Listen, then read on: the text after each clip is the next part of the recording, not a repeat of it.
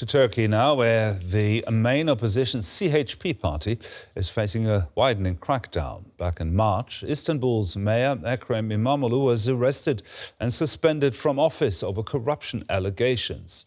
That triggered a wave of mass protests. Since then, more than a dozen other CHP mayors and hundreds of their staff have been detained or jailed over similar allegations. President Erdogan's government rejects claims the arrests are politically motivated.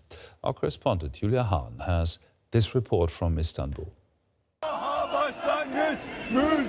Every week, 25-year-old Adana Ishik and his friends take to the streets to protest for the release of Ekrem Imamoglu. Istanbul's mayor and Turkey's leading opposition politician has been in jail for over 4 months. Adana is a member of Imamoglu's party, the opposition CHP. Ekrem Imamoglu is currently being held as a political prisoner. This is a direct violation of our will, the will of the people. We will not bow to this. We are certain that Ekrem Imamoglu will be our president one day.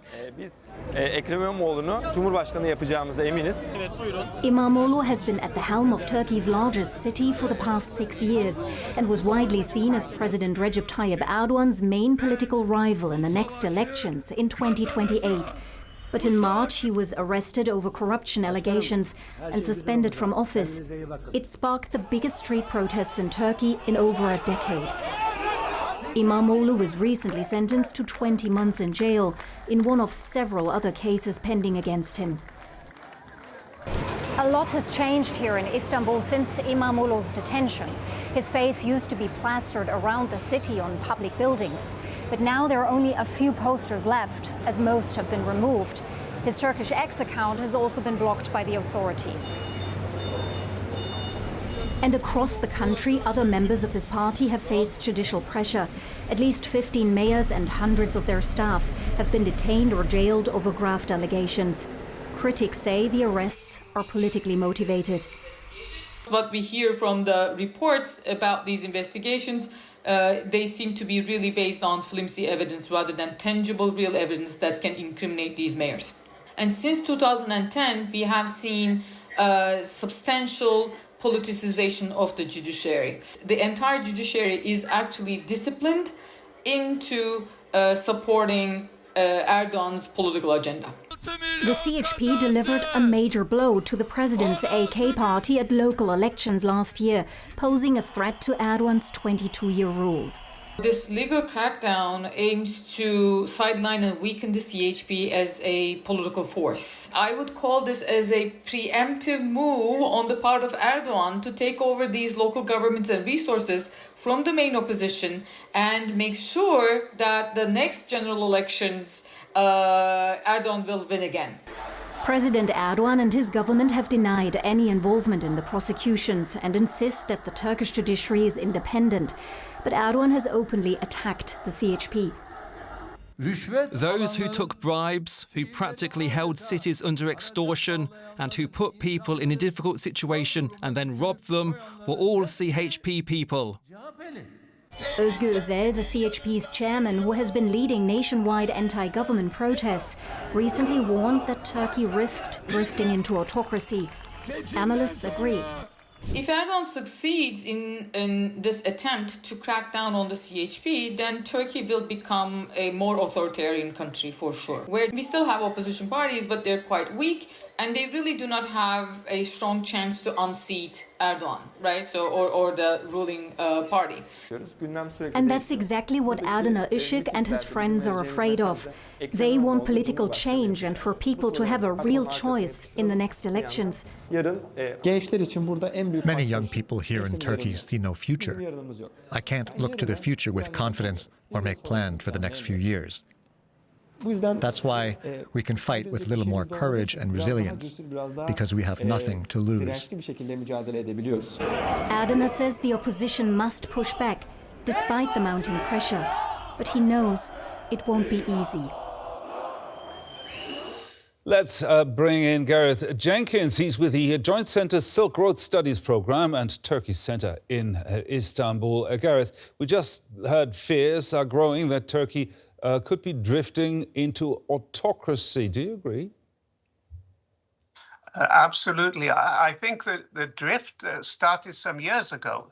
So what we've seen really with the crackdown on the CHP is just another step in this.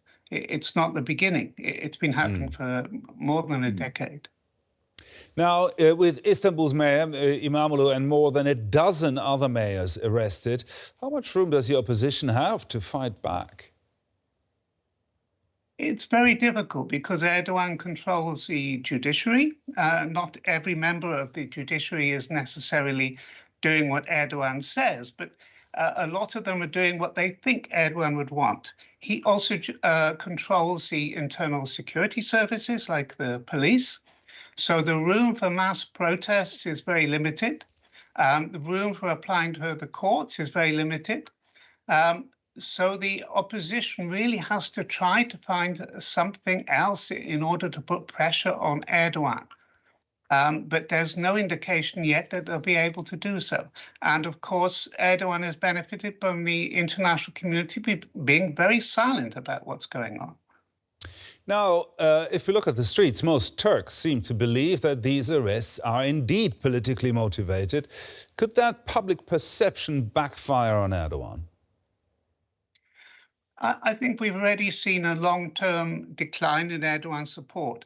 For the mass of the Turkish population, what really matters is the economy. It's not democracy or human rights, it's whether they can feed themselves, whether they can feed their families. I think what's happened now, and it's very clearly politically motivated, you just look at the timing of what's happening. One day after 31 years, Imamoglu has his degree stripped away from him. The next day he's detained. 4 days before he's about to be named as a CHP candidate for the presidency. It's very clear to the objective observer that this is politically motivated. The problem is that Erdogan also controls the flow of information to the mass of the population. So that makes it very difficult for to have an objective flow of that information. What I find really alarming about some of the recent opinion polls that have been released, they show that a majority of Turks think this is politically motivated, but quite a substantial proportion do not. And for me, that's very frightening. Now, we haven't heard much criticism from Turkey's Western allies. Countries like Germany have all been pretty quiet. Why do you think that is? I think really it's another stage in a long process of appeasement of Erdogan that's been going on for 10 or 15 years. Of course, countries, like the EU, and also to a lesser extent, of course, the US, now we've got a very unpredictable president in the White House, but with the EU, there are hopes that Turkey will be able to play some role in bringing an end to the war in Ukraine. And also the EU is very reluctant to use any powerful tools against Turkey. And it has been for a very long time, for fear that he'll become even worse. And then when he becomes even worse, you have more appeasement. And he becomes even worse. It's like a vicious circle. The political analyst, Gareth Jenkins, there. Thank you very much, Gareth. You're welcome.